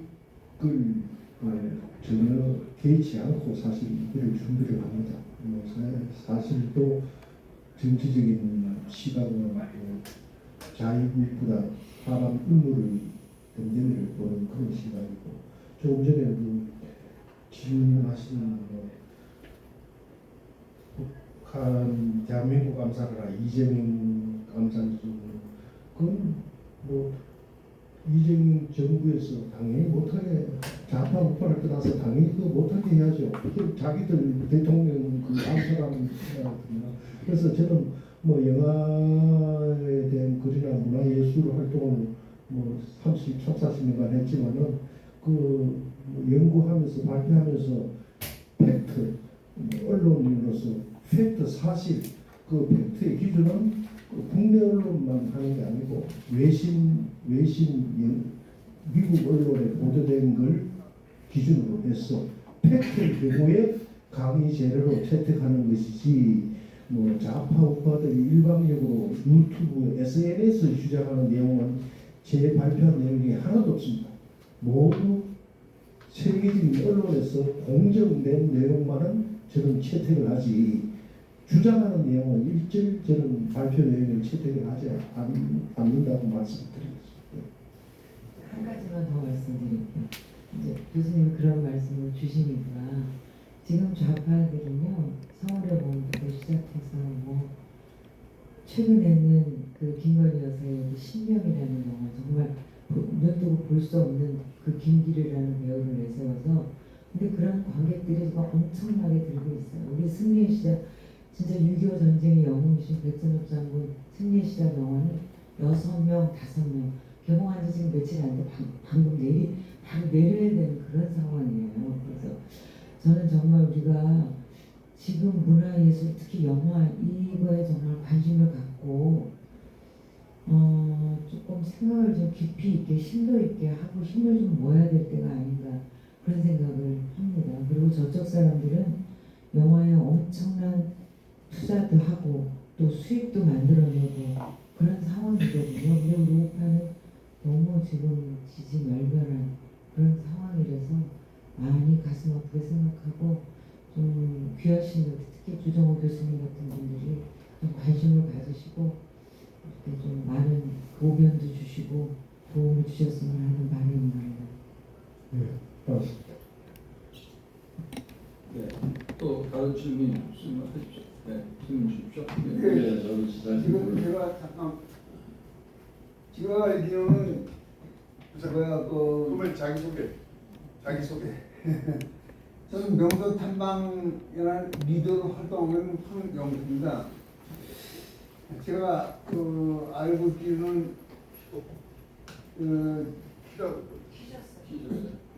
켰는데 이북의 지도자는 백두대행하고 있는 걸 알고 있는데 김정은의 생모는 제1루프라는 말이 있어요. 그게 궁금해서 질문합니다. 그것을 관심을 갖고 연구한 지가 2012년도인데 너무 오래돼서 지금 정확한 기억은 잘 모르겠습니다만 지금 듣고 보니까 김정은 생모가 고위영이고 제1독보 출신의 무용수였다는 그였기 때문에 북한에서 소위 얘기하는 백두혈통이 아니었기 때문에 일찍 이렇게 숙청이 되었다. 뭐 그렇게 알고 있으면 말씀하신 내용은 사실이 맞습니다. 저기는 첨부하면 그 말씀하신 대로 김정은의 어머니는 백두혈통이 아니죠. 일본에서 태어난 근데 백두혈통이라는 것도 가짜죠. 백두혈통이라는 것도 백두산 근처에서 김일성, 김정은 거기 다 태어났다는 건데 백두혈통이라는 것 자체가 가짜죠. 예, 저는 성문대학교 교수를 지낸 홍영식입니다. 제목이 음악과 영화를 본 북한이라고 그래가지고 저는 굉장히 재밌을 거라고 생각했는데 정치적이거나 사단적이고 질문을 많이들 하셔가지고 덕분에 교양이 많이 들었습니다. 그리고 음악하고 관련해가지고 궁금한 게 하나 있어요. 우리 한국 사람들은 노래 잘하거나 댄스 여러 개 쪽에 재능이 있으면 돈을 많이 벌잖아요. 북한 연예인이라고 볼까요? 그런 분들 중에서 이렇게 돈을 많이 벌고 자기 노래나 작품으로 인해 가지고 그런 분들이 어떤 분들이 있는가 하고 또 우리가 남한에서도 북한 노래를 많이 부른다고 그랬는데 저도 이제 옛날에 노래방 가면 휘파람이니 이런 거 듣기도 하고 부르기도 하고 그랬는데 소위 말하는 북한 노래나 작품에도 우리나라 저작권이 적용이 되는 건지 그래서 저작권료를 지급이 가능한 건지 북한 원작자나 이런 분들이 저작권을 주장을 해가지고 달라고 그럴 때는 줘야 되는 건지 그런 문제가 궁금했습니다. 그래서 거기 답을 좀 주시기 바랍니다. 예, 홍정희 선생님이 질의하신 북한 음악은 사회적으로 지위가 어느 정도 되느냐, 제가 볼 때는 북한의 가수 활동은 거의 다 여성들이 하고 있다. 남성은 제가 본 적이 없습니다. 유튜브에서 보니까. 그래서 북한에서 여성 가수로서 소위 인기 가수가 되면은 북한에서 고문 배우 칭호를 부여를 받으면은 거기에서 당에서 수여하는 주택 각종 혜택이 고문 배우는 북한 사회에서도 굉장히 높은 혜택을 받고 있다. 그렇기 때문에 좋은 거고, 둘째, 북한 최상위층으로 포함될 수 있는 여건이 된다. 그래서 리설주의 경우는 김정은의 부인이 됐잖아요. 그래서 그렇게 활동하는 거고, 셋째, 북한에서 주민들이 음악을 하는 양상을 보면 조금 전에 성문대학교 계시다. 예. 그래서 조금 전에 말씀드렸던 김일성 아버지 김형성, 북한 개신교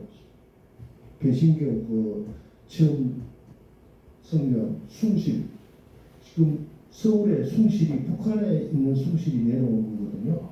6.25 때 내려온 거거든요. 거기 출신이니까 전부 다 기독교인들이라고 봐야 되고, 김일성도 기독교인에서 태어났다고 봐야 되고, 김일성이 지금까지 북한에서 지금까지 제일 친했던 사람이 누구냐? 성분대 출신이니까 제가 오해는 하지 마시고 문선명 목사죠. 통일교 문선명 목사.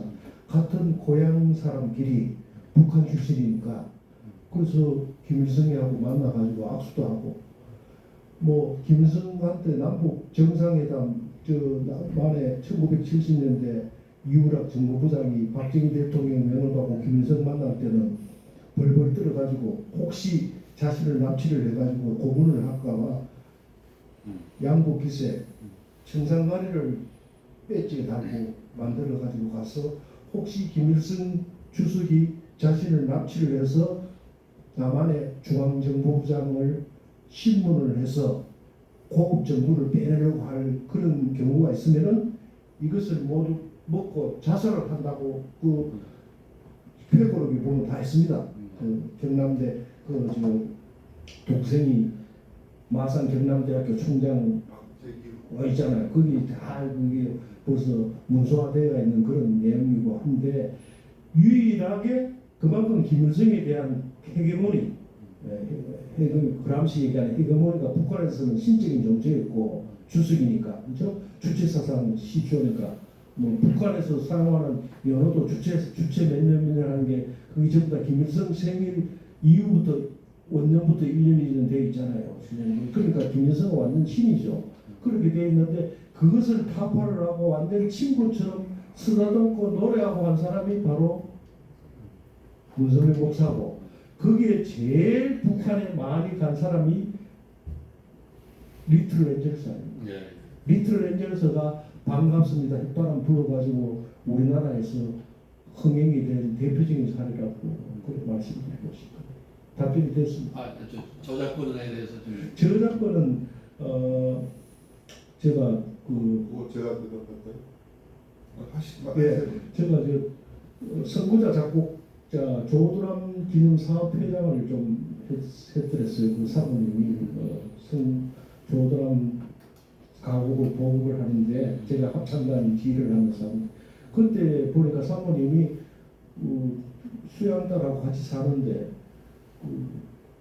조드람 선생님이 돌아가셔도 응감문화원장하고 돌아가셨는데 저장료가 50년간 나온다고 얘기하더라고요. 그 4달 노래방에서 노래하면은 50년 지나면 70년입니까? 그때는 50년이라고 하더라고요. 이 벌써 한 10년 전이니까 2000년 되니까.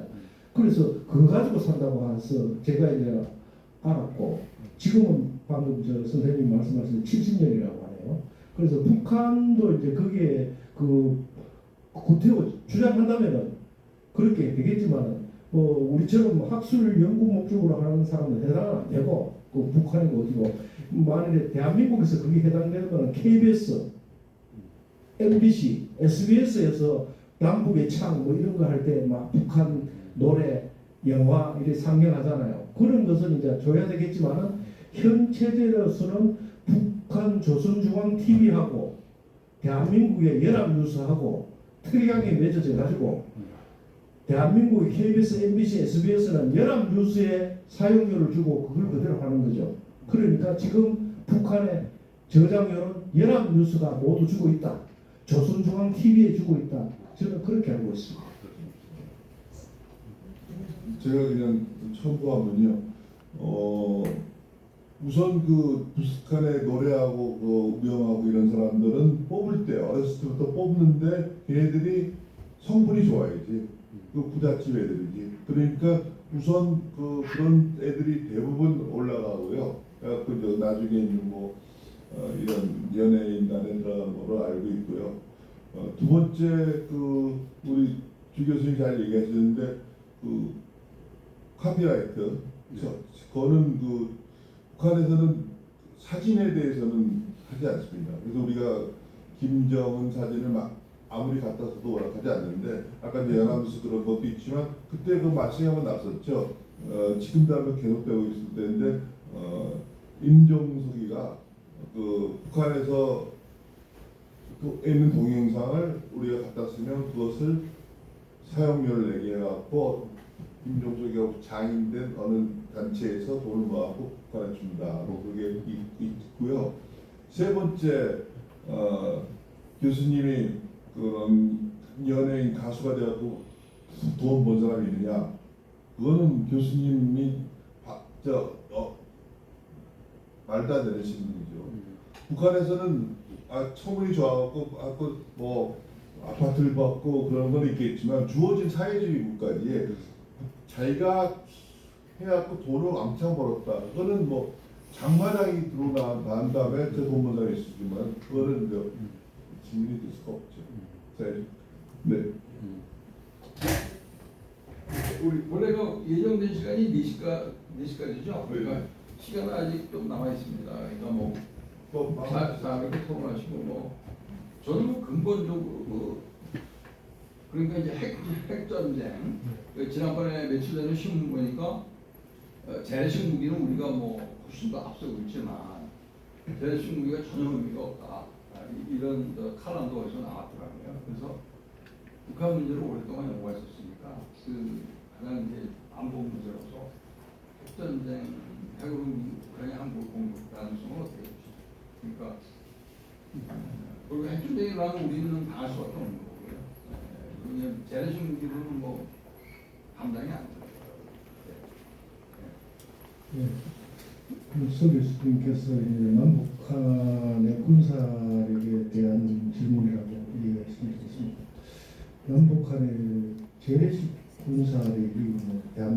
없습니다는 것은 국민 대다수가 다 알고 있는 사실이고, 우리나라 국방비가 전체 예산의 2.5%라고 하는데 올해 대한민국 예산이 670조 정도거든요. 이것을 미국이 주한미군 주둔비의 5%까지 올려라. 나토처럼.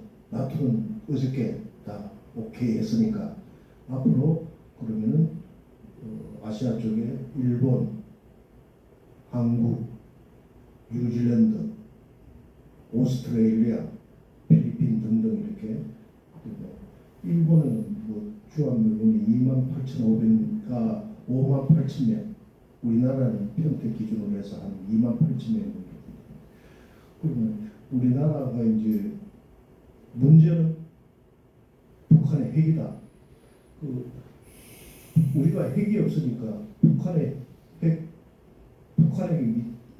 대비한 그런 전력을 군사용으로 비대칭 전력이라고 하는데 3대 비대칭 전력이 핵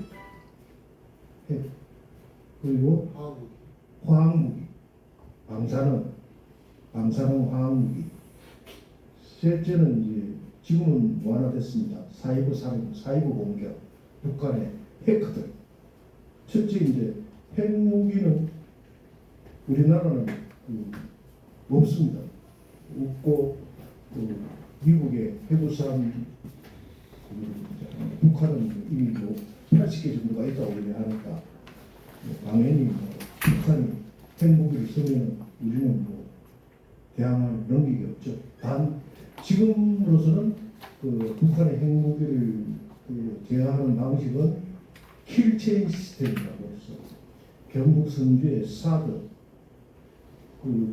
핵무기를 쏘면은 대륙간 탄도미사일이나 핵무기를 쏘면은 뭐 방사포나 이렇게 가까운 게 막 쏟아붓는 게 아니고 대륙간 탄도 1만 킬로 이상 날아가는 대륙간 탄도미사일은 지대공 미사일을 발사를 하면은 우주 궤도까지 날아가 가지고 이게 인공위성처럼 돌다가 다시 지상으로 이제 내리꽂히거든.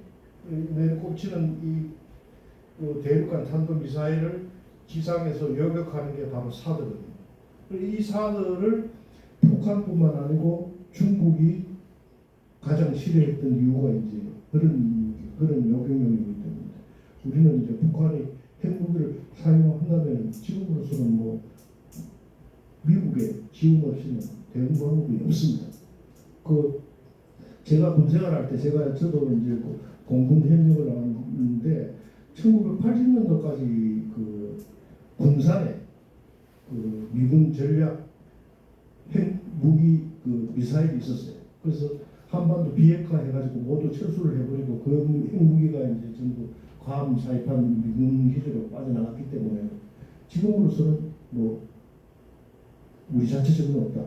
다만 미국에 의존하는 수밖에 없다. 미국이 조기 핵무를 캐치해가지고 대한민국 뭐 이지스함, 공군 작전사령부 이런 데서 다 미리 그런데 그게 너무 걱정할 게 아닌 게 핵을 발사를 하려면 고쳐이죠. 미사일 이렇게 차가 12중 구동차 가가지고 미사일 세우고 이렇게 연료고 이렇게 발사하는 그 시간이 최소한도 30분에서 1시간 걸리는데 지금 한반도 상공을 배회한 인공위성이 미국하고 대한민국 인공위성만 해도 몇 개가 있는데 북한의 모든 그런 군사적인 동향, 적외선 파악을 30분 만에 한 번씩 하는데 그게 캐치가 다 돼요. 갑자기 큰 대형 미사일 움직이면 되면은 바로 공군 동해안 같으면은 K2 대구, 강릉, 서해안 같으면 수원, 전투기 바로 출격이 돼가지고 이제 바로 박살낸다는 게 킬체인 시스템이고 그래서 이제 우리나라 자체적으로는 능력으로는 좀 아직까지는 안 되고 있고 핵 화생방전은 제가 보기에는 북한에 완전히 우리는 국제 협약에 따라서 핵 화생방을 완전히 공식적으로는 없는 거예요. 우리 국군들은. 근데 북한에는 세계 2위라고 해요. 이 화성방 부대, 배낭 특수부대들이 배낭에 메고 와가지고 남한의 곳곳에 와가지고 화성방 이거를 뿌려버리면 곳곳에 게릴라 테러가 됩니다. 실제 이제 사이버는 우리나라가 이제 사이버 산업으로 생기고 해서 거기에 대해서는 완전히 보완이 됐다 그런 생각입니다.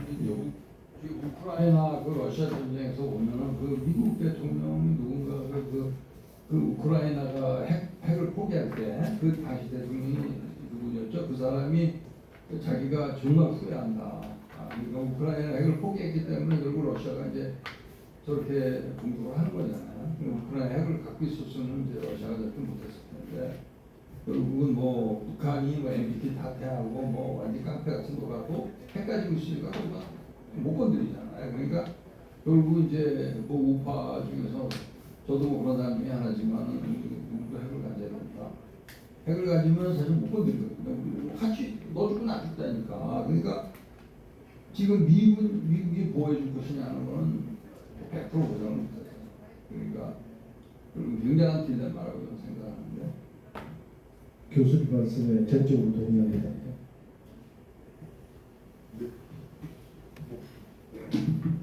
그 질문은 뭐 그 정도 뭐 이 본 주제가 아니니까. 네, 네. 또 추가 질문 없으면 마무리하시죠. 예, 그 마무리 되겠습니까? 예. 추가 질문 없으면 추가 질문 있습니까? 오늘 주제에 대해서. 예. 예. 오늘 뭐 강연해 주신 저 주정호 교수님께 박수 한번 좀 감사드리고요. 이로써 정책이고 풀의 요 세미나를 마치겠습니다. 예, 감사합니다. 예.